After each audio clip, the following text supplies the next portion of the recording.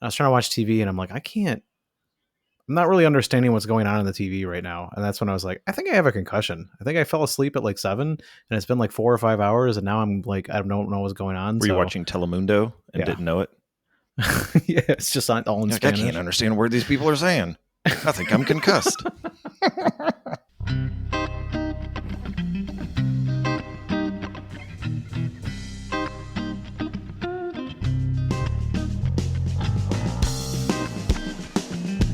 Ladies and gentlemen, welcome to the SHWF1 podcast. I am Tom Delicati, here with John White and the doctor, Brady King. The concussed doctor. We are your underinformed American buddies, talking F1 and all that implies. We're a little late to the party this week, so we apologize for our tardiness. But, life happens. I apologize for nothing. He's angry with his concussion. Do you know who I am? John. No, Frank. Bingo. Bill. Tom. Got it. Yes. I'm just going to have my index finger hovered over the mute button for the rest of this episode. Ladies and gentlemen, we had Canada this weekend, the Canadian Grand Prix. John and I actually got to watch a fair chunk of this together in the same room, watching the same television on mute. Did you guys watch live? It was wonderful. It was live.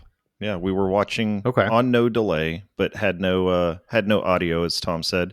But, although we missed the audio, we did each have a nice beverage in our hands. Thank you for buying my drink, by the way, Tom. I appreciate it. It was very enjoyable. Anything for you, buddy?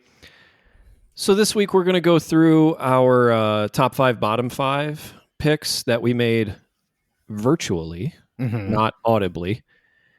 We got to talk about what happened at the end of the race. I'm sure we're going to touch on what happened at the beginning of the race. We might even touch on qualifying. And then John's got a little quiz for us. We also have a rookie duty to hand out this week. Maybe we have a rookie duty to hand out. We don't have to. This is true. As John pointed Yeah, if somebody out. doesn't deserve it, Fair enough. you have to earn it. But before we can do any of that, a tradition unlike any other. It's our 15-second race reviews. And touching on our top 5, bottom 5 real quick, we will give you the standings so we can do our 15-second race reviews in order. Mm-hmm. Just to point out our 3-pointers from last week, we all swung and miss. Big time. Although I do have a funny little anecdote here, because John's 3-pointer was that 2 or more drivers will have 4 or more pit stops. This was like a math problem. It was it was a lot to follow. And so typically my source for pit stops is I open the ESPN app on my phone and I look at the race results because it tells me how far they finished behind. It also tells me number of pits.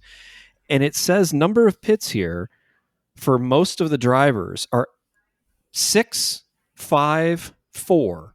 Like tons of pit stops. Sounds like I won. Give me my points. And then I had to look it up, and I'm like, oh, they had to drive through the pit lane under safety car. Oh, and that counts? End. It does not officially count, though. No, but it counts on ESPN, though. It counts on ESPN. Yeah. But I looked at the F1 website, and it says number of pits, the most someone had was 3. I don't know. So, I feel like this is a gray we award area. you no points. Really, really gray, fellas. John, you really don't have a whole lot of room to complain because the standings show that you are running away with this championship. You have an 8-point lead over me. Ooh, baby. And I have a 9-point lead over Brady. Yeah. So this is becoming a very quickly separated championship right now. Brady, you were the high point scorer this week. Congratulations. Thank got you. 6 out of 10 correct. Nice. But that Felt still good. leaves you in third, which means your race review is first. All right. So, whenever you're ready. With about 10 laps to go, I stopped watching. Lando's engineer had just asked him if there was a safety car, would you like to pit for softs? And Lando said yes. I heard there was a safety car, guys, but can anybody tell me, did Lando get his softs? Anybody? Lando? There was a safety car. Do you want softs? His front left looked really soft at the end of the race. Yeah, if they're on fire, that's they're soft by default now. All right. That's going to put me next. Kimi Antonelli put away his Ninja Turtle action figures long enough to completely mug Piastri. Yes, that's a British term, on lap 1, and that turned that into his first F1 podium. Now, let me tell you a little story about Lando Norris, a.k.a. Charlie Brown, the lovable loser who, when he gets a win, we think, good for him. He's a great guy to cheer for. And then he goes and does something like this. So let's all pour one out for Charlie Brown. I mean Charles Leclerc. I mean Lando Norris.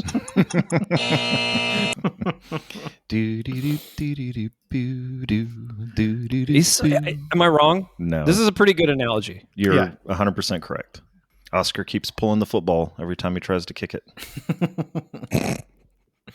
That's actually a pretty funny visual. Think about it. That is kind of funny. It's actually a funny visual. Somebody needs to cartoon that. Let's go.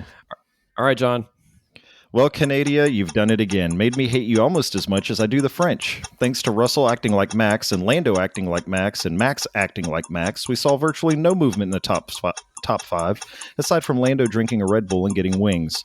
And my bottom 5 is ruined. Much like fantasy football, I now only care how I place. There wasn't indeed a very many drivers that were Max this weekend, right? It's like a great adjective. Yeah, that is a good descriptor. For one, my favorite point in the whole race, it was lap 1, and like he was being chased by Roscoe P. Coltrane, Alex Albon went full Dukes of Hazzard over the grass and went airborne. That's a very dated 80s reference for our older listeners, but look it up, Dukes of Hazzard. He definitely had all 4 tires off the ground, right? Don't look too closely at the roof of the car in Dukes of Hazzard, but yes, he definitely had that car airborne, and that was kind of cool. The fact I wish I had one queued up. I don't have a good quote. I just know like they would say like "dem good old boys," and then there was something about like exactly something about toast or steaks or something, and running a bunch of moonshine down there in the hills. I just as much as I want the animated feature of Lando and Oscar and the football being pulled out just like Charlie Brown, I need an animated feature of Carlos Sainz and Alex Albon sliding across the hood of a car, wearing blue jeans and boots and belt buckles. That would be fantastic. Man, we are asking a lot of the listener in the first 5 minutes of this episode. Look, we need to hire an animation department first and AI foremost. exists. They can get on this real fast. Oh, yeah. I should chat GPT this and make this happen. Do it. I need 50% more Dukes or Hazzard, please. That was my favorite point of the race. Obviously, my low point of the race was Lando crashing into the back of his teammate and ruining his day completely. Thankfully, it was only his own race, and he did the only honorable thing that he could do, and that was find Oscar while Oscar was giving a press conference and make sure the world saw him apologize to Oscar Piastri. He was trying to play the good guy, right? I mean, really hard. I feel like that's genuine, though. Yeah, I mean, if he had said something on the radio right after the accident that was sort of in the other direction, I would have felt like maybe same old Lando or something. But this felt like, yeah, he knew he screwed up. Like, he knew it right away. So, yeah, I mean, what more can you say? And he knows, in this case, too, he's screwed himself more than anything. I mean, you're already trailing. You've put a huge gap. You lost a ton of points. It's on you, and you hurt yourself. You didn't hurt Oscar. I mean, it would have been a lot worse if he'd have taken Oscar out, I think. Well, so now we have to ask the question, and not to, like, get off topic immediately to go someplace else with this, but how do we determine penalties anymore? I mean, like, we clearly caused a collision. So why does Max get like a 10-second penalty? I mean, it clearly seems to just come down to, well, what was the outcome? You hurt yourself, so I guess we just don't worry about this. But we're not supposed to consider the outcome. Didn't you see they gave him a time penalty? Did they? Yeah, and I missed this? They gave Lando a time penalty. This is concussion protocol. So yeah, we're giving you a free pass here. All right. They did give Lando a time Americans. penalty. They just added it to the end of this race. It will not affect him in Austria. I believe it was 5 seconds is what they gave him for this. I don't know. Murder was the case that they gave him. Dude, him walking away from the car on fire is grade A, like, it is pretty cover good material for his album. That was pretty awesome. Yeah. Well, I'll say one thing that stuck out to me after having, went airborne about halfway through the race. Albon was complaining about the fact that his team doesn't listen to him and it hurts his feelings. I thought that was quite interesting. Like, you guys don't listen to me, It's and very that hurts. vulnerable. Yeah. Yeah. Very sensitive. And, and Williams, we just got that on mute. So we didn't even get to hear him say it. We just had to imagine the inflection and the tone he was using. I could imagine what it would sound like. It's very French. There was a lot of hand waving. Yeah. Yeah, it's one of the things that I did like about the race was, it normally takes place, like, there's always a bit of like controversy afterwards. Like, a driver says something about another driver, some things happen. And there was between Red Bull and Mercedes, mainly because Toto was complaining that it took Red Bull 2 hours to make their formal complaint against Mercedes, or against it was against Mercedes, wasn't it? Because it was against old Georgie boy. But aside from that, the drivers seemed to be really nice. And I love to hear Max in the presser afterwards praising Kimi so much for how well he's doing this year. You don't get to see that from Max very often. And so for him to do that, I think, like, if I was in Kimi's shoes and Max Verstappen was saying that about me, I would be absolutely elated. I don't know. I just thought that was kind of cool. Wasn't necessarily in the race, but still had to do with the race. The race weekend, if you will. The weekend in general. I was pretty shocked during qualifying. John, you and I were talking about that Saturday night, maybe Sunday morning, just about how off McLaren were. That was a pretty big shock. So they started off they started third and seventh, I believe, in the race, and finished fourth and DNF'd. Yeah. Not a good showing. Yeah.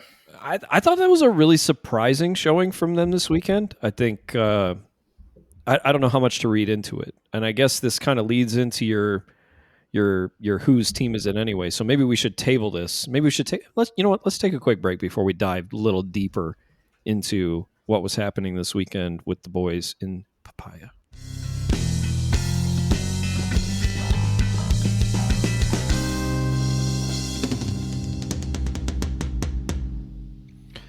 Are you tired of missing your apex? Can't spot a podium in your day-to-day life? Think there's a gap when there's just grass and wall? Then you need Lando's lenses. With Lando's lenses, everything is crystal clear, even team strategy. Dear Lord. Why settle for 2020 when you can have P1, P1? See the race, read the memes, spot your breaking point, go from not being able to parallel park to finishing P3 in the Walmart parking lot. Lando's lenses. Ask your optometrist about them today.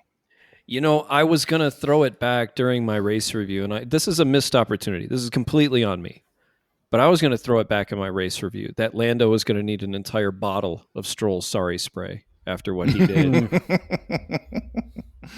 I forgot that they were a sponsor, and it would have been perfect to tie them back in. Yeah, that's on me. I completely missed that opportunity. And I take full responsibility for it. But you make a good point. We all know that Lando really screwed himself. Had the potential to completely screw the team. Thankfully, he didn't. And I mean, they are sitting on a very cautious, almost 200-point lead in the Constructors' Championship. So they are, but you can't. We talked about it in the last segment. The qualifying results. When was the last time that we saw Lando finish that low in qualifying? So he had already set himself up. Obviously, made some ground up. Was battling Oscar. So now we're looking P1, P2, and at that point in time, like, it didn't seem very papaya to me for them to battle that out. Just go through the rest of the race, get your constructors' points, and be done with it. But I know that, at the end of the day, we're still not just battling for constructors, and not necessarily for them in this case, but we're battling for drivers here. And that's, as much as he said afterwards, I'm sorry, I let the team down. That was a very selfish thing of him to do. I don't know if I agree with you on that. I wouldn't label it as selfish. I think they're race car drivers. And I understand that the team comes first, but the team clearly said, you are okay to race. Did he make a bad move trying to race? Absolutely. And that's 100% on him. But saying that it wasn't even bad. It was god-awful terrible.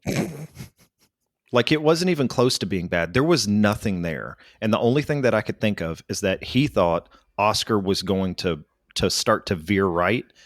at the breaking point, and he didn't. I think so. Logically, I can understand both perspectives. I can understand what Oscar did in terms of staying on the racing line or aiming for the racing line. I can understand what Lando thought Oscar was going to do in that going into a heavy braking zone, you protect the inside so that the car behind you can't sneak in and dive bomb and take the inside of the corner. So I understand both perspectives. I think Lando was anticipating Oscar protecting the inside a whole lot more than Oscar felt he needed to protect the inside. And that's, I think it's as simple as that. That's what happened. And you might label it as a god-awful move to try and overtake the way Lando did. I think it was just stupid. There was no need to do it that way. I think he just felt like in that moment, and this is where I feel like this is the Charlie Brown in him, right? This is the pressure getting to him. He felt like this is my opportunity to take this position to show that I can assert myself in this team. Maybe he was making the moment grander than it really needed to be. There's no shame in waiting another lap. There's no harm in doing that. He's not going to win the race. They've already committed to their strategy. Wait, just be patient. But I think the pressure of the moment kind of got to him, and he thought, I got to go somewhere. And he went the wrong way. Well, sitting at the bar with a vodka soda in my hand, being the expert that I am, I'm just saying I would have done it differently. That's all. You are allowed to have that opinion. And I mean, be honest, I would have done it differently too. But I don't know if I could have done it different in that moment. We have the benefit of hindsight right here, and it's he should have done that. He could have done that. Dude was going 180 miles an hour or whatever it is down a straight, and he was inches away from touching the car in front of him, and you got to make a decision split second, go left, go right. Do you see an opportunity or not? And it was a bonehead move for sure. I don't think I could have made that better decision in that moment. Speaking of qualifying to race day and finishes that were somewhat abnormal, what was George? Like, what was happening with him during qualifying to race that was just freaking unreal? I don't know. You and I were talking about this weekend too, was when I watched qualifying and I didn't even necessarily see what George did in the moment, but I was watching it and I heard his immediate reaction. His immediate reaction before he was told he's on pole, he's like, you could tell the elation in his voice. And he's like, this is something that I don't think I've ever done before. I think I just drove the perfect lap. That was the feeling he had after qualifying. And honestly, it was kind of cool to see. I mean, I hate to praise him in that way, but you hate to like George. You can as a sporting enthusiast that I am, it is cool to kind of have that sports moment of he just did something that he didn't think he's ever done before or didn't think he could do in that moment. And that was awesome. It really was. I think it was awesome. Unlike 90s hip hop, this is a scenario in which we hate the player, but like the game. And the game in this scenario was fantastic. We just didn't like who did it. I think he's had that one queued up all week. He was ready for that, right? I was ready. Let's check the notes page on his iPhone. So, John, you wanted to talk about, I think you wanted to talk about Mercedes. You wanted to talk about McLaren. Lead us down the path you'd like to discuss. Yeah, so I thought what I would do is just kick off with a little game called Whose Team Is It Anyway? It's going to be 5 questions, and those 5 questions might spark some conversation, and if they don't, maybe we have a little conversation at the end. But the answers to these 5 questions will have to do with either McLaren, Ferrari, Mercedes, or someone on that team. So 6 drivers, 3 teams. I think we should be able to get this pretty easy. Question number 1, and buzz in. I will award points much like Tom does, however the hell I feel like it. And we'll see what happens. So question number 1. Hi, I'm blank, and both of my drivers have 8 podiums this year. Both of my drivers have 8 podiums this year. I'd like to buzz in. Please do. Mm-hmm. Who is Andrea Stella / Zach Brown? That would be correct. McLaren. Yes. 8 podiums for each of their drivers this year. Out of 10 Pretty, races. So they're out of hitting 10 that at races. 80%. Yeah, that's pretty darn good. Oscar, I believe, had 8 in a row. That is correct. He did have 8 in a row. He missed in Australia and missed in Canada, but he had the 8 in between. Mm-hmm. All right, question number 2. These two drivers both had 0 podiums in their rookie season. Esteban Ocon and Ali Behrman. Well, hold on. Oh, We're Ferrari, We're talking McLaren, about and Mercedes. McLaren and Mercedes. sorry. 0 podiums in their rookie. Correct answer, wrong people. So each of these two drivers had 0 podiums their rookie season. I feel like I can name one. I don't know about the other. I think it's McLaren again. Yeah, I think I was going to say it's because it's got to be Lando for sure. I think it's McLaren again. Okay. The Are we reason I dumb? say that is because I know that Lewis has had a podium in every season except this one. I believe he did. And Kimi just got his first podium. So He did. it would have to be, by process of elimination, give me McLaren. You are half correct. The correct answer is Lando and Charles. Oh, Charles we're splitting it Leclerc. up. Oh. It could be any one. No, I said it could be any one of the 3 teams or any of the drivers. This game is erroneous to steal one It of our is. text chains earlier. Erroneous on both counts. Erroneous. So Tom got 10 points on the first question. Brady got 5 points for half correct. Cool. Tom, no points awarded, but none deducted either. fine. Question number 3. Each of these drivers don't have to be on the same team. Each of these drivers have recorded DNFs this season. How many The drivers? remaining drivers have 0 this season How many drivers? out of 6 drivers. But Out how of many? 6. How many have? So just name them. Doesn't matter. That you're not going to give us a 2 number. drivers. 2 drivers. 2 Okay. drivers have had 1 or more DNFs this season. I know. I think Lando. I know it. But go ahead. Well, then go. Okay. No, go ahead. Well, It's Lando and Kimi. All right. It's Lando you are and Kimi. correct. Yeah. yeah. But there's a third one in there as well that you could have chosen, which is Charles Leclerc. This is erroneous. This is complete. Okay, so you remember the part? Remember the part where he said the points are made up? I believe the questions are also made up. And No, the answers. each. I think The, all of the this is question made was each of these drivers said have two. recorded. But then you said 2. Yeah. Did I say 2? Yeah. Well, listen, it's my game. Question number 4. I'm deducting points. You both are at 0 now. Do I have a concussion? Do I? I taste Yes. pennies.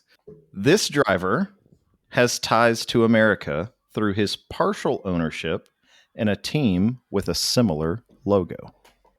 Ownership. I believe that's Lewis Hamilton. You are correct. Lewis Hamilton has a 2% ownership worth $9 million in one Denver Bronco football team. Good job. Not race related. Question number 5, just for funsies. Okay. This is the last one. This is the tiebreaker. Don't know what the score is, I think Tom's but crushing it's me. tied. This driver, you're going to love this, Tom. Actually, I think Brady will like it more. This driver is one of the few, if not only on the grid, dating someone who isn't famous. George? I don't know, What say you, Tom? Wait, Kimmy's not old enough to date, right? He's got an 11 p.m. curfew. I was gonna say. Not dating someone famous. It's gotta be Kimmy or George. Oscar Elizabeth Piastri. That is correct. Yeah! Oscar Piastri. Oscar All right. is dating a girl named Lily, who he met in high school, Aw. and is Sweet now girl. in college, going to be a engineer of some sort. Well, now she's gonna be Lewis famous. is single.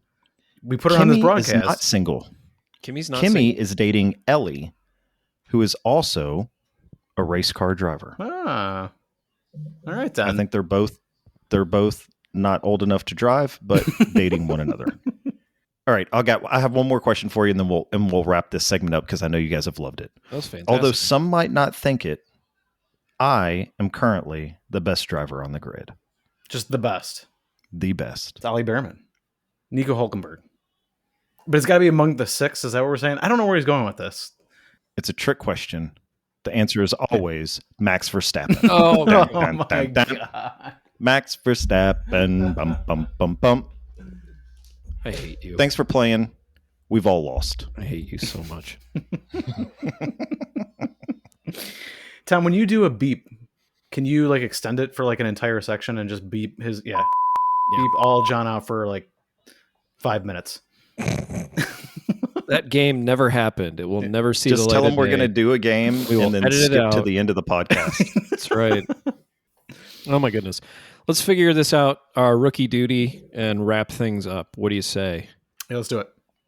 Sounds good. Nominations?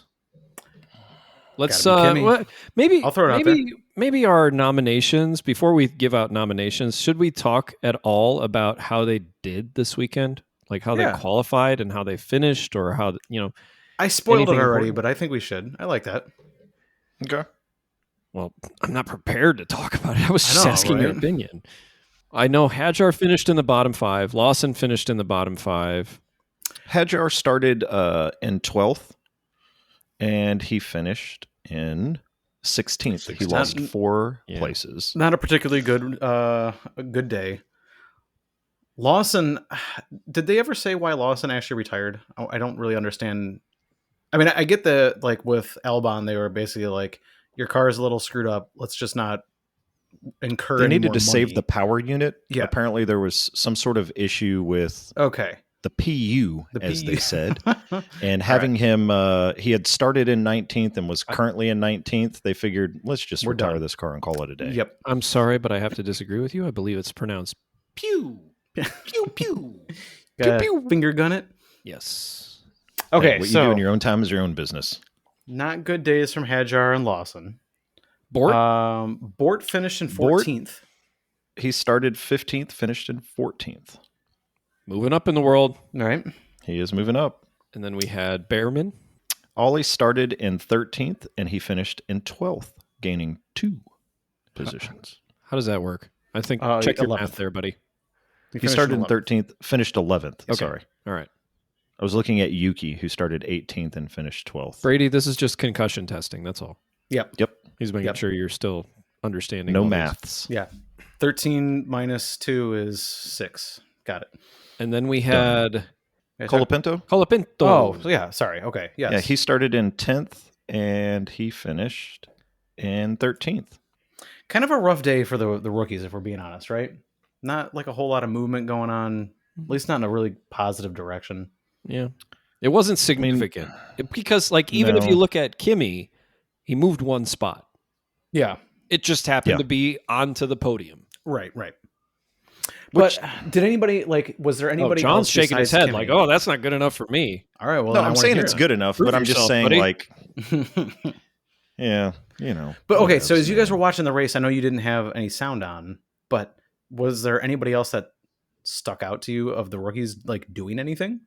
It was a pretty big disappointment, even after qualifying for me with the rookies in the field. Kimmy really showed up, but it was looking at the rest of them like, gosh, guys, you just completely fell off this weekend. I was expecting more from Hadjar. He's been on quite a heater, and he didn't really do much of anything. Mm-mm. Bort seems to be coming up better. Yeah, that Sauber car kind of quietly kind of coming together a little bit. Not Maybe? total dog doo-doo. Mhm. So that's a positive step. Lawson, I have 0 expectations for him. He's completely lost, it seems like. And if he does have a decent weekend, it seems like a fluke, not that he's trending in any particular direction. Colapinto, I still think there's potential there. I think it's just a bad match between him and that vehicle. But yeah, you're right. There's just not a lot of noteworthy things this weekend. I second your motion. This is Kimmy's award all day, all weekend. Fantastic outing. John, Hard to disagree when you get a podium. first podium as a rookie. Yep. That's a big deal. That's a big deal. That is a big deal. So yeah, congratulations to Andrea Kimmy Antonelli. Yeah. On another successful rookie duty weekend. We'll mail your duties in the mail. Mm-hmm. They'll be there. It's a Smushed together. refrigerated parcel too, so it's got like the dry ice. Someone's got to be there to sign for it. to Like, keep it's got it to go fresh. right into the refrigerator. That's correct. How are we getting these duties through customs, by the way? Look, I haven't. don't ask, don't tell. No, they just pick them up in October when they're in Austin. We don't have to get them. Okay. Good deal. We're going to That's give a it lot of to them dry in, ice. in person. Yeah. Yeah. That can be taken in a We're lot gonna of ways. walk in with Yeah. 12 boxes of poop. And we're like, no. These are for the rookies. Don't worry, guys. And it's not because they did bad. This is actually like a good award. Like that's what we're gonna have to Yeah. explain to them. This is actually this is awesome. They didn't do poorly. They actually succeeded. They were, the dude. Like, yeah, I'm the dude. I mean, we could deliver it fresh too. You just got to eat a lot of P.F. produce- Chang's before you show up. We might have to produce a whole skit to like convince people that this is a good award, not a bad award. Anyways, that'll do it for us. Thank you very much for listening. We will come back next week when we talk about the build up to the Austrian Grand Prix. We never talked about like the 2026 F1 calendar or any of that logistical crap. Honestly, like if you want that, go somewhere else or wait until we're ready to talk about it. So deal with it. Love you guys. See you next week. Good night. Deal with it. Love you.